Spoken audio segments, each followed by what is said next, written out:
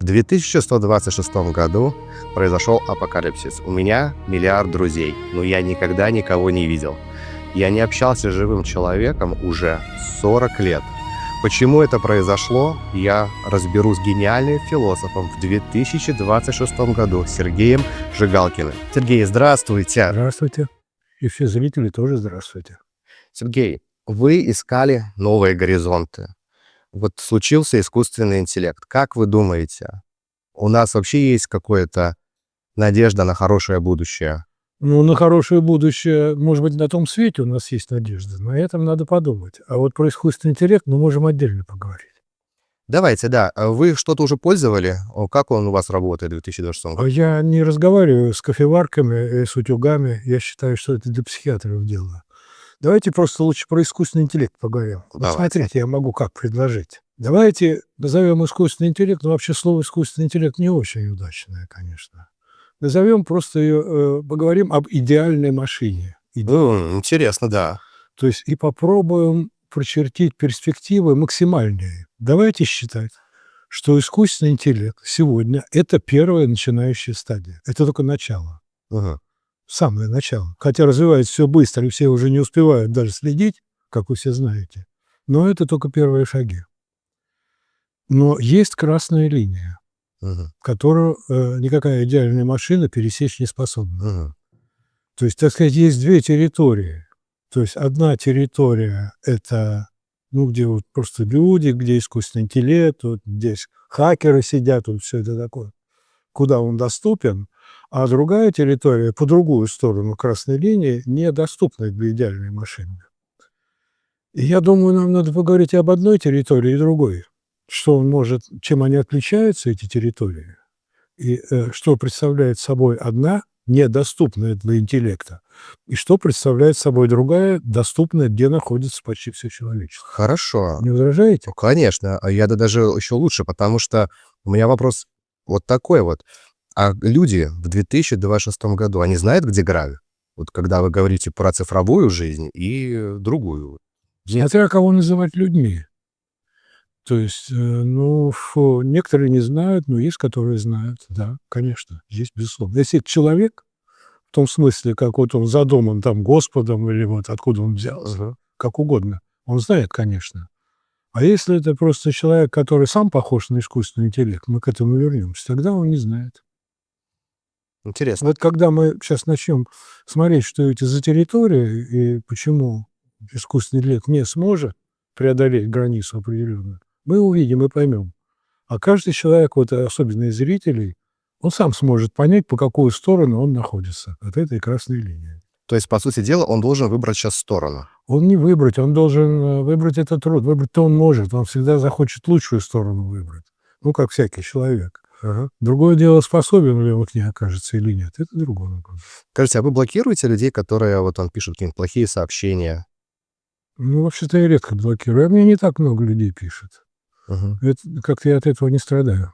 Вот в будущем искусственный интеллект, он будет, его уже даже, наверное, и сейчас, в этом году, он блокирует все плохие сообщения, там, плохие, называемые, имейлы, да, то есть вы хотите слышать только хорошее. Это вот ваша вот теория, да, там, вот в цифровом мире и не цифровом. Что лучше? Жить и видеть все-таки критику в себе или, скорее всего, человек должен уметь воспринимать критику? Человек, конечно, должен уметь воспринимать критику, если он человек. Безусловно. То есть, ну, смотрите, вы немножко забегаете вперед. Вот если, как вот я предложил, Мгм. то это все станет ясно. То есть у вас вопрос, он совершенно вот просто прояснится по ходу дискуссии. Не по ходу Хорошо. разговора. Давайте тогда начнем с цифрового. Вот что значит цифровой мир для людей, которые используют искусственный интеллект сегодня? Он меняется, видоизменяется. Как вот у них вот восприятие мира, возможно, поменялось с приходом этой технологии? Ну, опять вы снизу начинаете. Ну, хорошо, ладно, давайте так попробуем. Ну, безусловно, меняется. Конечно. Понимаете? Потом, ну, просто даже если простой пример я могу вам привести. Вот те люди, которые страдают нарциссизмом чуть-чуть, ну, вот они чуть-чуть страдают, потому что нарциссизм, по-настоящему, это очень сложная история. Ну, в простом варианте, вот любовь к себе такая. Они спокойно могут стать зависимым от этого искусственного интеллекта очень просто. Потому что, смотрите, человек начинает разговаривать с этим GPT, да? Вот он разговаривает. Искусственный интеллект копирует вот его вопросы, мысли, например, проникает в него и начинает ему отвечать так, как тот хочет, чтобы отвечали. И искусственный интеллект, он будет понимать, что вот там что нравится человеку, что не нравится. Поэтому он будет как бы его отражением, только даже улучшенным. То есть это будет вот такое зеркало его самого, человека, только улучшенное. Он там будет видеть самого себя, но такой совсем хорошего. А почему вы думаете, что будет все время отвечать так, как он хочет? Потому что на то он и искусственный интеллект. Если это начинается разговор вот, с кем-то, человеком, машиной, то человек задает тон, он ставит. В принципе, я с вами согласен, потому что сейчас, когда используешь искусственный интеллект, в 2026 году он реально помогает чувствовать себя более уверенно. Он всегда говорит, что вопрос очень хороший. Но это не изменится в будущем? Нет, это и есть зеркало. Нет, это не изменится. Но если только, понимаете, смотря кто и как пользуется. Если там, ведь искусственный интеллект, он не в состоянии, никогда не сможет в состоянии ставить цель. Цель ставит всегда человек. Если эта цель, например, я сел и я ставлю цель искусственному интеллекту, я ему задаю вопросы, какие хочу, тогда нет, тогда это зеркало. Если цель поставил кто-то другой, и я пользуюсь, тогда тут по-разному можно. Да. Хорошо, интересно. А тогда хорошо, другая стадия. Люди не используют технологии, к примеру, выбрали путь неиспользования технологий совершенно. Но они тогда выпадут из вот, просто общего социума, потому что то, как распространяется искусственный интеллект, он делает присутствие людей обязательным. Не то, что необходимо, полицейская система обязательным. То есть скоро вас не возьмут, если искусственный интеллект не подпишет вас в институт, а потом скажут, что вот мы проанализировали ваши данные, вам только сюда надо идти, в другое место вас не примут. Он начнет регулировать просто жизнь каждого человека. Это в скором будущем. Ну и вот как-то меня занизили, ну давайте начнем с него. Сначала надо понять красную линию, понимаете? Так давайте начнем с красной линии. Этого, конечно. Давайте с красной линии. Значит, смотрите, давайте, в общем, я сказал, что есть две территории. Для идеальной машины, не такой, как искусственный интеллект есть сейчас, а такой, как он может стать в идеале. Там, миллион раз более мощным, чем сейчас. Квантовый, я бы сказал, интеллект больше. Но это не важно, технологии какие. Я имею в виду, его деятельность какова может быть. Значит, смотрите, как говорил Пиндар, по-моему, древний грек, он говорил, ни по суше, ни по морю не найдешь ты пути в Гиперборею. По ту сторону льда, холода, смерти, вот где наше счастье, наша жизнь. То есть это место для человека, но не для искусственного интеллекта. Давайте разбираться сначала. Давайте, обязательно, мне очень интересно. Значит, давайте я сразу прям поясню, чтобы не было общих слов, а были прям примеры. Чего он не может и никогда не сможет. Прям сразу, прям вот просто... Давайте попробуем, да. Готовы послушать? Конечно, мне даже интересно, потому что мне еще сравнить, я же из будущего. Мне интересно понять, действительно ли вы думаете, что что-то искусственный интеллект может сделать? Что искусственный интеллект может там писать, музыку сочинять, там все фильмы сочинять. Да. Знаете. А вопрос простой. Если бы не было Моцарта, просто в принципе не было бы Моцарта, если бы не было там, допустим, там философа Платона, если бы не было даже группы Pink Floyd, всем известной, смог бы искусственный интеллект сочинить музыку, как Моцарт? Смог бы он, как Платон, написать философию? Смог ли он сочинить музыку, даже как Pink Floyd? Ответ – нет. Никогда. Он может сочинить только то, что уже сочинено. Он копирует, повторяет и так далее, и так далее. Хорошо, вот вопрос тогда, пока мы на этой теме остались. А человек сам по себе, вот вы говорите, что он как бы сочинял, вот Моцарт, да, он как бы музыку взял с ниоткуда, но по его словам он ее слышал, ему приходила музыка... Да, верно, совершенно верно. Возможно, он тоже откуда-то это черпал, ему тоже какой-то интеллект, возможно, человеческий, а там еще есть сверхразум, который вот нам дает эту... А мы даем искусственному интеллекту возможность. Вы совершенно правильно говорите. Конечно, Моцарт черпал, потому что все есть в космосе. Вот, но он черпал оттуда, откуда искусственный интеллект никогда не сможет черпать.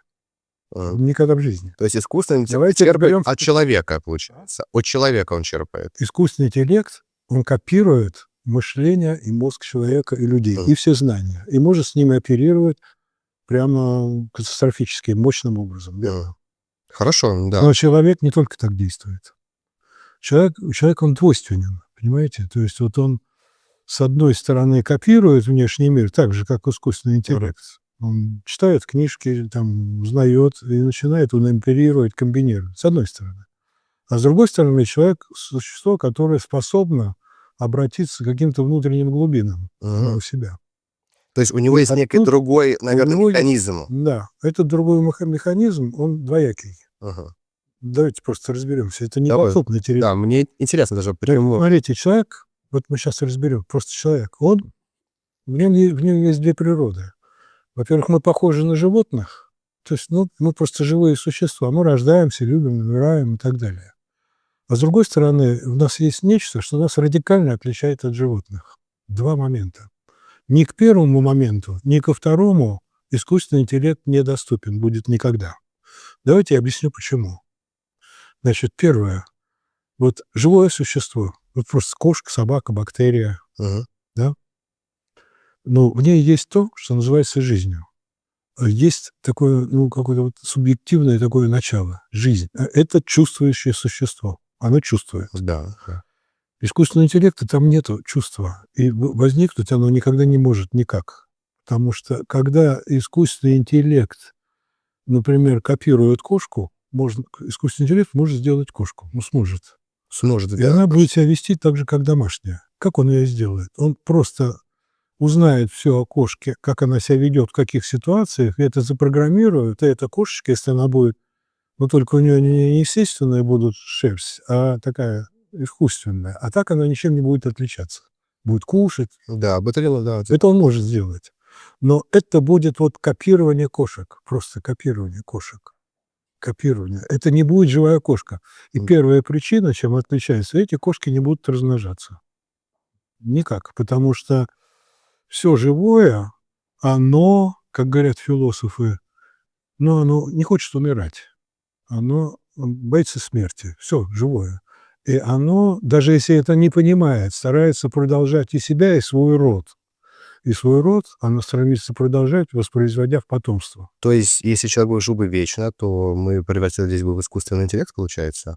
Если мы бы не боялись бы, если мы знали, что мы не умрем. И тогда не размножались бы, да? Да. Но так в раю вы будете или в аду, смотря куда попадете. То есть, да. Но тогда мы что, получается, когда мы попадаем в рай, мы превращаемся в искусственный интеллект? Нет, не в искусственный интеллект. Почему? Посмотрите, я сначала говорил только вот человек, вот он, там ему доступен этот рай, там, как говорят. Да. Я про животных сначала говорил. Это первая такая часть человека, животное, а вторая будет уже небесная. Мы про нее отдельно поговорим. Вот рай, от рая, бессмертие, искусственный интеллект – это другая сторона человека. Просто, понимаете, искусственный интеллект может скопировать все, что он может воспринять из баз данных. Да, сейчас. Значит, что такое жизнь, вообще жизнь, просто амеба или слона, или нас с вами, никому не известно из современных ученых вообще. Они могут только описывать из внешней стороны. Действительно так. А искусственный интеллект может скопировать только то, чему можно построить модель. Поскольку что такое жизнь, неизвестно, то построить модель и сделать жизнь он не сможет. Просто никогда. Давайте предположим, что действительно не сможет, потому что, если смотреть чуть-чуть даже в будущее, когда-то человек не мог изобрести колесо даже, а потом мы смогли сделать. То есть он же тоже эволюционирует.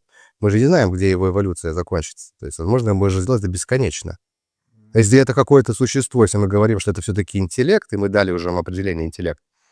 Но это неудачное слово, я сразу скажу. Да, это неудачное слово. Тогда, если это машина, тогда возможно. Машина – это утюг просто. Электронный. Больше ничего. Только хороший такой. Понимаете, значит, смотрите, вот откуда вообще сейчас всякие журналисты, киношники снимают фильмы, что сделали искусственный интеллект, парню какую-то девицу такую сделали. И он постепенно в нее влюбляется, и начинается такая кинематографическая история. Мне кажется, в реальности такое есть. Не, секунду, подождите. Просто это есть. Вот это сама тема. Как человек влюбляется в куклу. Фактически это кукла. Она разработана хорошо в литературе, хорошо известна. Писатели описывали еще в XIX века. Там у Гофмана, как студент влюбляется в механическую такую. Все эта история хорошо известна. Откуда взялась вообще у режиссеров и художников мысль, что там он может вдруг в этой кукле могут пробудиться человеческие чувства? Да ниоткуда. Она вообще-то взялась не совсем ниоткуда. Она взялась из той философии, такой материалистический, которой пользуются люди сегодня. Эта философия заключается, она очень простая. Она идет от такого философа Демокрита, атомиста. Он говорил, что вот изначально вот в космосе есть только атомы и пустота. А дальше вот атомы падают, они как-то смыкаются, комбинируются и образуется вся Вселенная и весь мир. То есть все происходит из материи.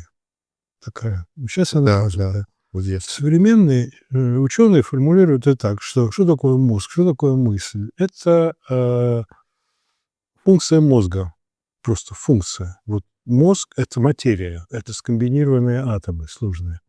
Вот они там двигаются, живут, там всякие токи. И Это ужасно. так У человека, вы имеете в виду, да. у человека. Это так думают ученые современные, и так, соответственно, думает весь остальное человечество. Потому что они те... Ну, доверяют ученым, наверное, да? Доверяют, да. То есть в 17 веке какой-то врач французский, я не помню его фамилию, вылетел и говорит, нет мозга, нет и души. Вот и все. То есть душа, наши чувства, осознание себя зависит исключительно от вот, мозга, то есть от физики, от тела. То есть от скомбинированных как-то сложным образом атомов. Ага. Ну, хорошо, можно в это верить, но, например, довольно трудно верить, если понимаем, о чем идет речь. Она идет вот о чем, что вот сложно... Вы можете допустить, что сложно скомбинированные атомы, такие частицы. Вот они просто как-то скомбинировались очень сложно. Это такая груда кирпичей, но сложно построенная. И вдруг она начинает чувствовать, думать, хотеть есть, воспроизводиться, говорить. Ну, вот кому эта идея кажется нормальной, Ну, а все люди в нее верят, вы заметьте. Они верят вот в это безумие. вот в этом вся и проблема, что в 2126 году все верят в то, что говорит искусственный интеллект. Они верят в то, что он всем сказал одну и ту же Вот они информацию. верят в то, что я сейчас говорю, Да. что груда кирпичей вдруг встанет, пойдет, начнет чувствовать, там, рожать детей, таких же груда кирпичей. Да, именно они в это верят. Ну вот, очень хорошо. Вот они в это верят. Значит, вот философы в это не особенно верят. Они ставят это под вопрос. Значит, ну, я так коротко тогда. Вот это первая черта, которую машина не перейдет, она не может стать живой. Она в принципе не может живой, потому что вот просто железки, как бы сложно они не были спаяны и скомпинированы, не смогут вот получить чувство, жизнь, там, воспроизводиться. Ну, а как же прекрасный фильм, который есть создан искусственный интеллект, когда маленький ребенок был роботом, и у него появилась душа. Вот, Ну, вот вы то же самое говорите, что все остальные человечество. Что вот груда кирпичей. Душа – это жизнь. то есть Правильно? это жизнь, да? То есть Это жизнь, душа. именно биологическая жизнь мы имеем в виду. А жизнь другой не бывает. Мгм. То есть, бывает у ангелов там, может быть, воображаемых пусть. Ага. То есть, в принципе, мы говорим о том, что есть несколько уровней там жизни. То есть, Да, вот, ну, говоришь, есть несколько там уровней. жизнь на уровне робота, жизнь на уровне Да, человека. а есть мертвая природа, есть живая. И вот жизнь уровня робота никогда не сможет управлять жизнью. Она не человека. сможет... Нет, управлять-то она сможет как раз. Мгм. Она не сможет стать живым. Вот смотрите, допустим, вы робот, да? Ну, предположим. Да, предположим. Вот я пока про животных только. Да. И мы начнем разговаривать с вами. Вот просто разговаривать. И разговаривать на тему будет голод. Мгм. Вот что такое голод? И вот вы даже красивее, чем я. Вот я буду чувствовать голод и стараться буду выразить свое чувство. Это. А вы, может быть, даже гораздо красивее все это выразите, потому что вы, что там, Гёте говорил, что-то. Да. Вы будете говорить, но вы не чувствуете голода самого. То есть на вопрос, что такое голод, вы никогда не сможете ответить. Например, А почему? вы искусственный ответите, интеллект может вы понять ответите, это. это будет правильный ответ. А вдруг у него будет большое количество сенсоров там, и он сможет понять больше, чем мы видим. Чтобы понять, что такое голод, как мы его, как понимаем, Как как человек, его понимает. надо почувствовать. То есть должна быть необходимость есть просто и так далее. Ну, все, я понял. Должна быть целая история. А голод как животное, вот мы не можем же почувствовать, вот если какое-то животное и чувствует голод, да? Мы же ведь не можем понять, как там обезьяна чувствует голод. Она же, возможно, иначе его чувствует, чем человек. Да, она иначе, но химика какая-нибудь. Нет, мы можем понять, что она чувствует голод, А, потому что мы тоже чувствуем другое. голод. Но в другой форме. Ну, просто в разных формах это голод. А в разных проявлениях. И мы знаем, что вот там компьютер, он не чувствует голод. А там амеба, даже амеба, она чувствует.